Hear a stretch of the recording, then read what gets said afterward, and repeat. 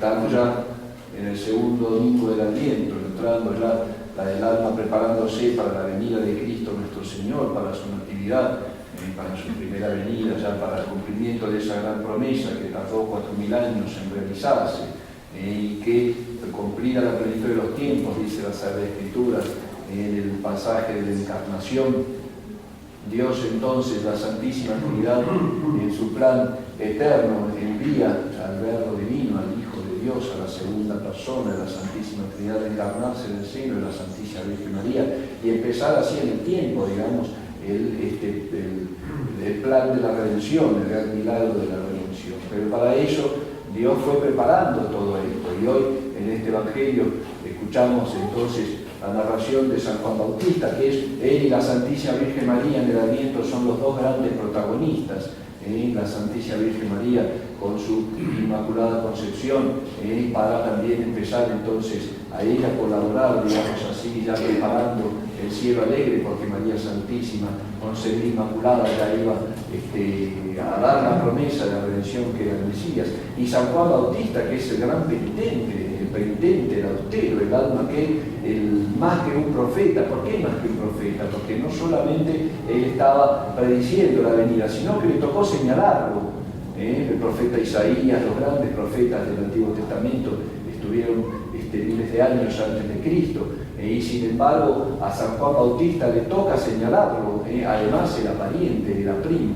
Y nos enseña la tradición que desde pequeño, que quedó huérfano, se retiró al desierto por una llamada de Dios a preparar su vida, porque él tenía que llevar una vida recta y honesta, y debía ser irreprochable, irreprensible en todo, para poder anunciar y señalar al Mesías. Él fue el que manda a San Juan, él fue el que manda a San Andrés, cuando se lo muestra, y ahí el Cordero de Dios, y ahí el que quita el pecado del mundo. Es él el que empieza, en cierta forma, abriéndole después de la gran cuaresma de nuestro Señor, abriéndole el camino de la predicación con su bautismo en el río Jordán. Es él el que estaba ahora en este Evangelio prisionero, porque ya Herodes lo había hecho poner preso, porque su hijastra Herodías, que había bailado ante él y había pedido como premio la cabeza de San Juan Bautista, ya estaba esperando ser degollado, ser decapitado. Y así entonces esta personalidad que nos muestra el Evangelio de hoy para la anunciación de la venida de Cristo es un ejemplo para nosotros de vida cristiana también. Todos nosotros tenemos que tomar en San Juan Bautista, en el precursor del Señor, ese ejemplo de alma de carácter, de alma realmente de carácter y de fortaleza, que es lo propio, el primer fruto de un carácter recto, la fortaleza, la virtud que hace perseverar al alma en el bien, aún a costa de los enemigos y de las cosas que atacan entonces al alma. Así nosotros tenemos que llevar a San Juan Bautista como ejemplo de nuestra vida. El ejemplo de la austeridad se le enseña, la austeridad de San Juan Bautista, que desde chico estaba en el desierto comiendo chapulines, y miel silvestre, y solamente se vestía con una piel de camello, capricia, con una piel de cabra. Así él estaba viviendo en el desierto, en la soledad, hasta predicar a Jesucristo nuestro Señor. Por eso, hijos míos, nosotros entendamos lo que es el carácter por el cual vamos a poder servir a Dios nuestro Señor, el camino de nuestra vida, que era el sello distintivo de los santos. Los santos fueron almas de grandes caracteres, tenían un gran carácter, no un mal carácter que es la deformación del temperamento, digamos así, sino justamente la educación de esos temperamentos por la virtud de la fortaleza que nos va a hacer cumplir nuestros deberes, cueste lo que cueste. Y en este caso, el carácter de la vida cristiana implica, cuando uno conoce a la Santa Fe y la tiene en el entendimiento, el principio cristiano, llevarlo con una voluntad firme a la práctica, cueste lo que cueste. Cueste lo que cueste, quitar del corazón esa flojera espiritual que nos lleva entonces a no perseverar en las buenas intenciones y en las buenas acciones que queremos hacer y que nos llevan para el camino de la gracia y para el camino de la salvación. Eso es el carácter. Por eso, cuando hablan de San Juan Bautista, dice: ¿qué saliste a ver al desierto? Estaba prisionero, y le pregunta a nuestro Señor, le manda a preguntar si era él el enviado.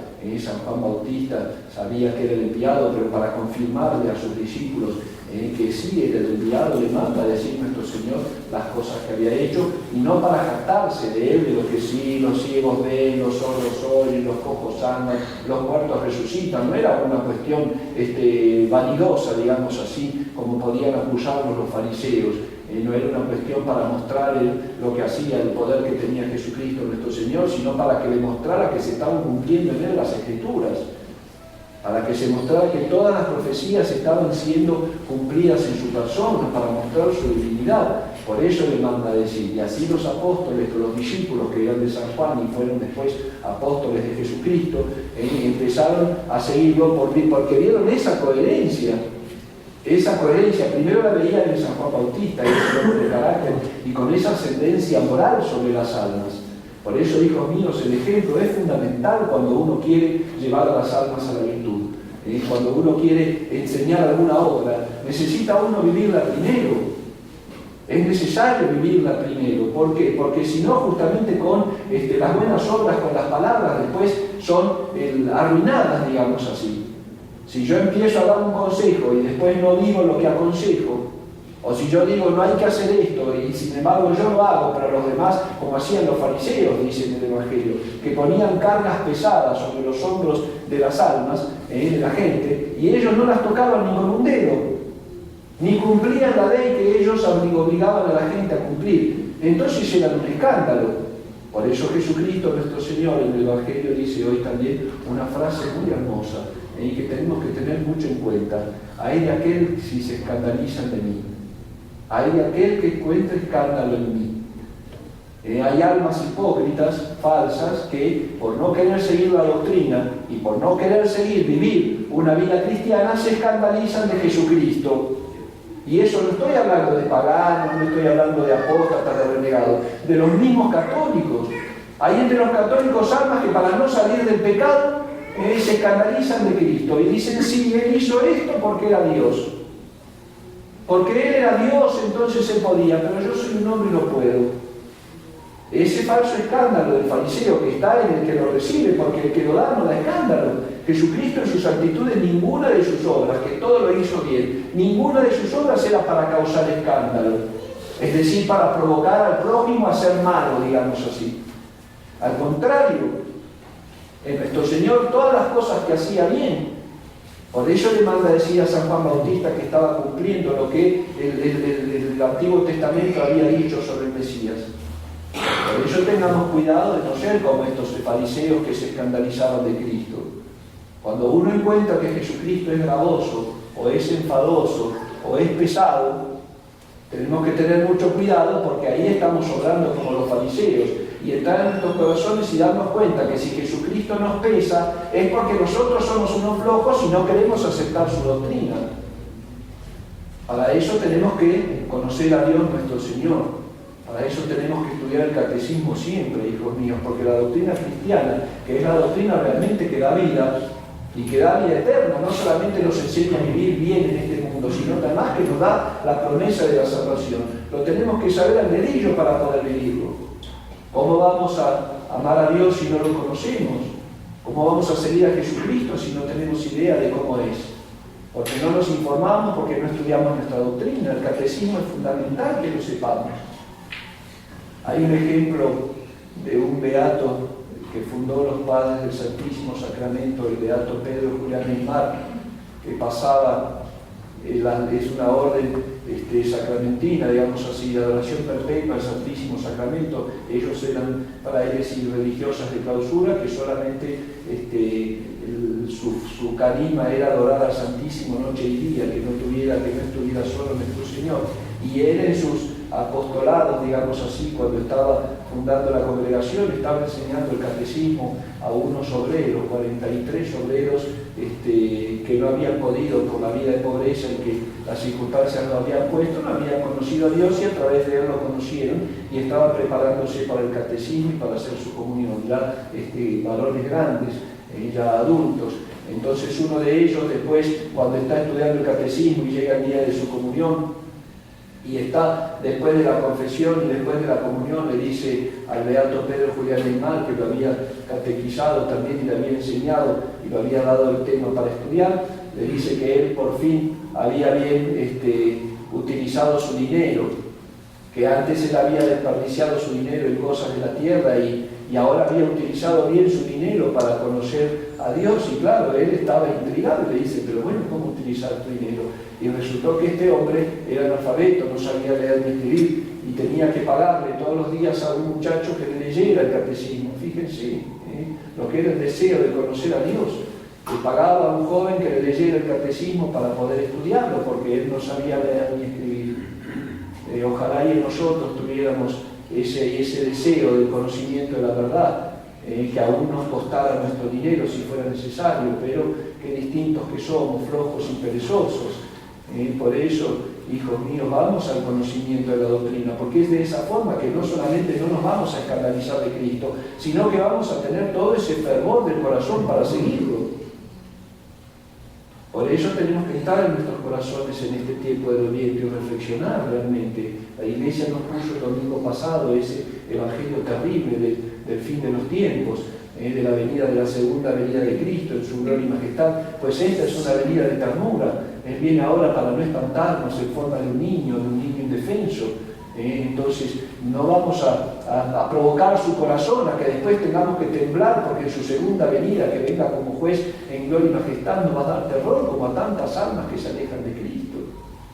Este es el tiempo de vivir con un carácter fuerte como San Juan Bautista, ser almas de carácter, hijos míos. Vamos a evitar el pecado, luchar contra las ocasiones de pecado, no ponernos en ocasiones de pecado, practicar la virtud, la oración, la austeridad que nos enseña San Juan Bautista ahora en este Evangelio. No ser almas muelles, dice, y flojas y tiernas, digamos así, que ante cualquier viento de la penitencia o de la prueba ya se doblan y caen.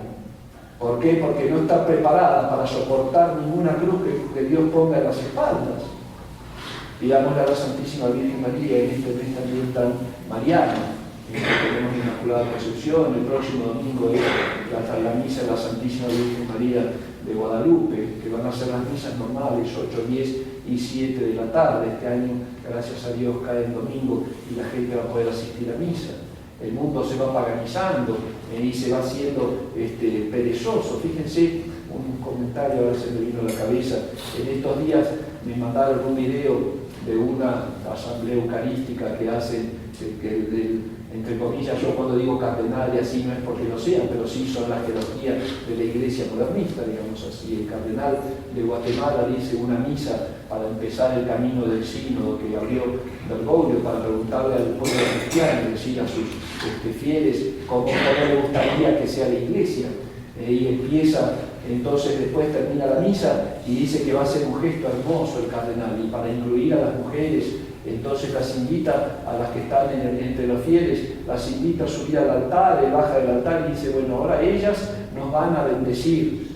Ellas nos van a bendecir porque siempre es el varón que bendice, ahora vamos a pedirle la bendición a la mujer. Y se ponen todos su clero y él enfrente del altar y las mujeres todas en fila, había religiosas, hay de todo, ponen su mano así como si fueran sacerdotisas de la ponen su mano para bendecir a todo el pueblo y ya traían una forma de bendición. Eso ya estaba todo preparado, no fue un acto así virtuoso según él que se le ocurrió en el momento. Y cuando empiezan a leer, fíjense lo que es el mundo moderno que no quiere al Cristo verdadero, y es un mundo muelle. En una parte que está leyendo al final es la oración de San Francisco, que es Señor te bendiga, te guarda, etc. Pero le van metiendo cosas modernistas, que aumente la fraternidad, la hermandad, la unidad, todas cuestiones de masonería, y en un momento dicen las mujeres y que el Señor te bendiga con su ternura femenina.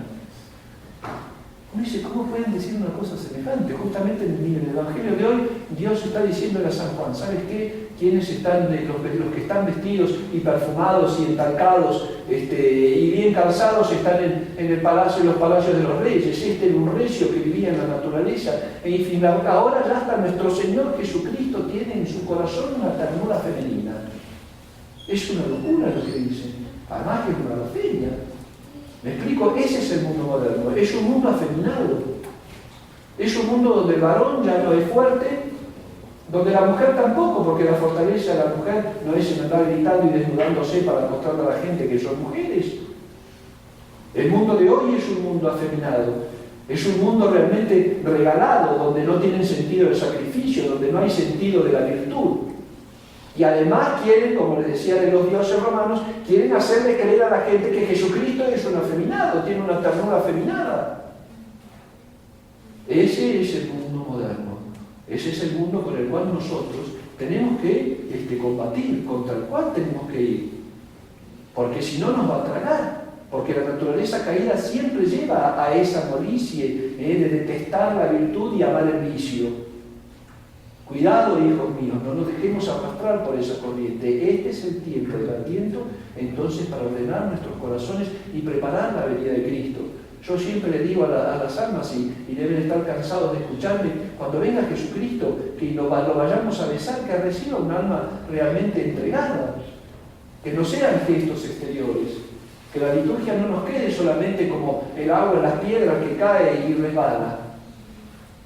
Dejémonos penetrar del amor de Cristo como una esponja, para que así, con la intercesión de la Santísima Virgen María, realmente seamos almas recias y almas de carácter, para que podamos llevar la cruz de Cristo, y más en este mundo tan horrible que nos ha tocado vivir, para que después de haberle batallado por la virtud en esta vida y por el amor de Dios, después de haber atravesado el mal tormentoso de estos días, podamos ser recibidos en ese banquete eterno que Jesucristo tiene preparado para aquellos que le aman. Ave María Purísima. En el nombre del Padre, y del Hijo y del Espíritu Santo.